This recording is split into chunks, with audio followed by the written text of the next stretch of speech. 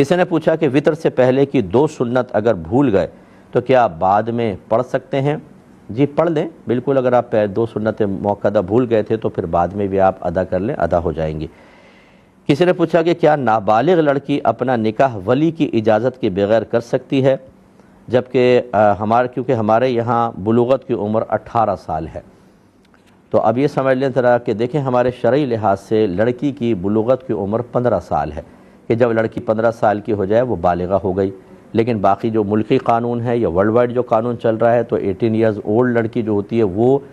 بالغہ کہلاتی ہے۔ اب اس قانون کے اعتبار سے اگر کسی لڑکی نے 16ویں سال میں 17ویں سال میں اپنا نکاح کیا تو کہیں گے نابالغہ نے نکاح کیا، لیکن ہمارے اسلام کی روشنی میں بالغہ نے نکاح کیا ہے۔ تو بہرحال خلاصہ کلام یہ ہے کہ چونکہ مسائل شریعت کی روشنی میں دیکھے جاتے ہیں، تو اگر کوئی بچی ایسی ہے کہ ملکی قانون کے اعتبار سے نابالغہ لیکن شرعی اعتبار سے وہ بالغہ ہو چکی ہے اور پھر وہ اپنی مرضی سے باقاعدہ گواہوں کی روشنی میں نکاح کرتی ہے، گواہوں کی موجودگی میں نکاح کرتی ہے، تو اس کا نکاح ویلڈ مانا جاتا ہے، بشرطے کہ جس لڑکے سے وہ نکاح کر رہی ہے وہ اس کے خاندان کے لیے کفو ہو۔ کفو کا مطلب برابر، ہم پلہ، ہم نظیر، کسی بھی لحاظ سے ان کے لیے باعث شرم و عار نہ ہو، خاندان کے اعتبار سے، پیشے کے عادات و اطوار کے لحاظ سے کمتر نہ ہو، تو یہ فقہ حنفی کے روشنی میں لڑکی کا ایسا نکاح بالکل ویلڈ ہے اور ولی بھی اس کو ختم نہیں کروا سکتا۔ لیکن اگر بچی واقعی نابالغہ ہو یعنی 15 سال سے کم تو پھر اس کے نکاح کا کوئی اعتبار نہیں ہوگا، اور اسی طرح اگر 15 سال کی بلکہ 18 سال کی بھی ہو اور غیر کفو کے اندر نکاح کر لے تب بھی فقہ حنفی کے مستند قول کے مطابق یہ نکاح نہیں ہوگا۔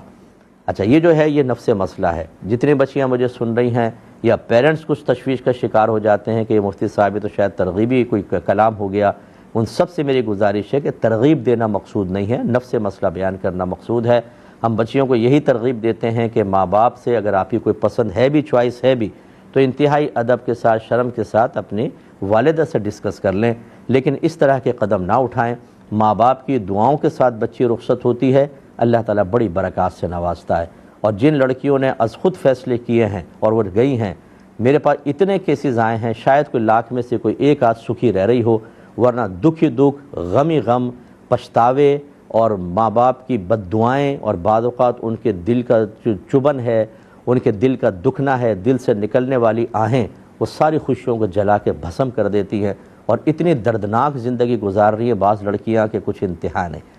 اچھا، اب بعض بچیاں کہیں گی کہ جی ہم نے تو دیکھا ہے اپنے خاندان میں کہ ماں باپ کی مرضی سے شادی کیا تب بھی زندگی عذاب جہنم بنی ہوئی ہے۔ ٹھیک ہے، یہ بھی آپ صحیح کہہ رہے ہیں، اس کا کوئی انکار نہیں کر سکتا، لیکن کم از کم یہ اطمینان ہوتا ہے کہ ہم نے اپنے ماں باپ کا دل نہیں دکھایا، ماں باپ کی دعائیں شامل ہیں، اللہ تعالیٰ آخرت میں انشاءاللہ اس کا اجر دے گا، بالکل میں اس کا انکار نہیں کروں گا۔ لیکن از خود جب قدم اٹھاتے ہیں تو ایسی بچیوں سے میں گزارش کرتا ہوں کہ پھر جب آپ کے بچے ہوتے ہیں نا، جب آپ کی بیٹی کسی چرسی موالی کی طرف اگر مائل ہو جائے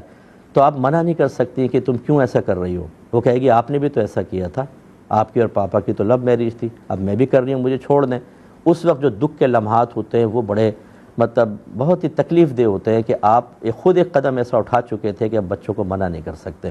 اور بعض اوقات اس میں کچھ لغزش قدم بھی ہو جاتی ہے جس کو میں ذکر نہیں کرنا چاہتا اور وہ معروف ہو جاتی ہے۔ بچے جب بڑے ہوتے ہیں اور انہیں پتہ چلتے ہیں کہ ہمارے ماں باپ نے یہ غلط قدم اٹھائے تھے تو پھر وہ امیج قائم نہیں رہتا، وہ عزت قائم نہیں رہتی تو مجھے امید ہے کہ بہت سی باتیں سمجھیں گے۔ یہ کہتے ہیں کہ ایک دوست نے اپنے دوست مستری سے کہا کہ اگر کل تک تم نے گھر کی چھت پر 3 شیڈ نہ لگائے تو تمہاری بھابھی ناراض ہو کر مجھے طلاق دے دے گی، حقہ پانی بند کر دے گی۔ اس نے شیڈ وقت پر کر دیا، بنا دیا، تو کوئی طلاق وغیرہ کا معاملہ تو نہیں ہوا۔ دیکھیں، اس نے تو شیڈ وقت پہ بنا دیا، اگر نہ بھی بناتا تو اس نے یہ نہیں کہا تھا کہ طلاق کو کوئی معلق کیا۔ اگر یہ کہتا نا کہ تم نے کل تک 3 شیڈ نہ ڈالے تو تمہاری بھابھی کو میری طرف سے طلاق، اور وہ نہ ڈالتا تو بالکل طلاق واقع ہو جاتی۔ ابھی اس نے تو بیوی کی طرف منسوب کیا کہ وہ مجھے طلاق دے دے گی، شاید یہ پڑوسی ملک کا مسئلہ تھا تو وہاں پہ بیویاں بھی طلاق دے دیتی ہیں، لیکن بہرحال یہ کوئی طلاق معلقہ نہیں تھی۔ اور پھر ہوا بھی یہ کہ اس نے تو بنا دیے شیڈ، اگر نہ بناتے پھر بھی کوئی ڈاؤٹ شاید ذہن میں پیدا ہوتا، تو اس میں کوئی طلاق وغیرہ واقع نہیں ہوئی ہے۔ ایک بھائی نے کہا کہ اگر مکروہ وقت میں آیت سجدہ پڑھی جائے تو سجدہ فوراً کرنا ہوگا یا بعد میں؟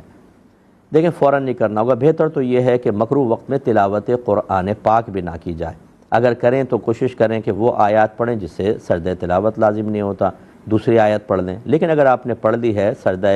تلاوت آپ پر واجب ہو گیا ہے، تو وہ فوری اس کی ادائیگی لازم نہیں ہوتی، مکروہ وقت گزرنے کے بعد آپ اس کو ادا کریں گے۔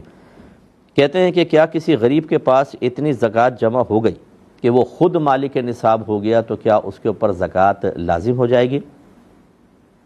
دیکھیں فوراً طور پر تو لازم نہیں ہوتی نا، اگر اس نے زکوٰتیں 3-4 جگہ کہا ہوا تھا، مثلا لوگوں نے اتنی دے دی کہ اس نے دیکھا کہ 52.5 تولہ چاندی کے برابر رقم اس کے پاس جمع ہو گئی، تو یہ تو ابھی جمع ہوئی ہے۔ ہاں اس کو یہ چاہیے کہ اس کو فوراً یہ تاریخ وغیرہ نوٹ کر لے، کیونکہ اتنا جمع ہونے کے بعد اس کا زکوٰۃ کا سال سٹارٹ ہو جائے گا، نصاب بن گیا ہے۔ اب 1 سال کے بعد دیکھیں گے کہ اس کے بعد یہ مالک نصاب ہے کہ نہیں، اور نصاب کے برابر چیز جمع ہو گئی ہے کہ نہیں یا رہی ہے کہ نہیں، پھر اس کے پر زکوٰۃ لازم ہوگی۔ فوری طور پہ تو زکوٰۃ ادا کرنا واجب نہیں ہوتا۔ ایک یہ بڑا دردناک قسم کا سوال ہے، اور خدا را ماں باپ وغیرہ اب اس کو غور سے سنیں۔ ایک بچی نے کہا کہ ایک 42 سالہ عورت ہے جس کو شوہر نے طلاق دے دی، اور 5 تحریری فتاویٰ اس عورت نے لیے جس میں ہر ایک میں یہ کہا گیا کہ تمہاری طلاق ہو چکی ہے۔ اب اس کے ماں باپ بہن بھائیوں سے جب اس نے عرض کیا کہ مجھے یہاں سے نکالو کیونکہ یہ حرام زندگی ہے، اب میری تو طلاق ہو چکی ہے، تو وہ یہ کہتے ہیں کہ تم بالکل چپ چاپ رہو، اسی شخص کے ساتھ رہو، اپنے بچے پالو، اور ہم تمہارا بوجھ نہیں اٹھا سکتے، اور یہ مفتیوں اور فتووں کے چکر میں نہ پڑو، حرام حلال کے چکر میں نہ پڑو، تو ویسے 23 سال تمہاری زندگی شادی کی ہو چکی ہے، اگر تم ایسے نکلو گی تو تمہاری بیٹیوں کی بھی شادی نہیں ہوگی، لہٰذا تم اسی کے ساتھ رہتی رہو۔ کیا حکم شرع ہوگا؟ دیکھیں پہلی بات تو یہ کہ سب جو مجھے سن رہے ہیں کہ جو مفتیوں کے چکر میں نہ پڑو، فتووں کے چکر میں نہ پڑو، حرام حلال کے چکر میں نہ پڑو، میں انتہائی دائرہ ادب میں رہ کر کویسچن کرتا ہوں، اگر آپ کے گھر میں اجنبی گھس جائیں آپ کی بہن بیٹیوں کے درمیان، اور وہ کہیں کہ تمہیں نے تو کہا تھا کہ حرام حلال کے چکر میں نہ پڑو، تو تم کیوں کہتے ہو کہ ہمارا آنا ناجائز ہے، فلانا ہے، گھسنے دو ہمیں اندر، آپ کیا منع کریں گے کہ نہیں کریں گے بتائیں؟ اب حرام کیسے یاد آ جائے گا؟ اگر کوئی آپ کا ڈھاکہ مار کے لے جانا چاہے تو آپ کہیں گے کہ نہیں کہیں گے تمہارے لیے حرام ہے؟ اگر کوئی آپ سے رشوت مانگے، آپ کا جائز کام نہیں کر رہا ہو، تو آپ ضرور اس کو کہیں گے کہ تم حرام کھا رہے ہو نا، آخرت میں پھنسو گے۔ اب آپ کو حرام حلال کی تمیز کیسے حاصل ہو گئی؟ یہ بڑی غلط چیز ہوتی ہے کہ جب آپ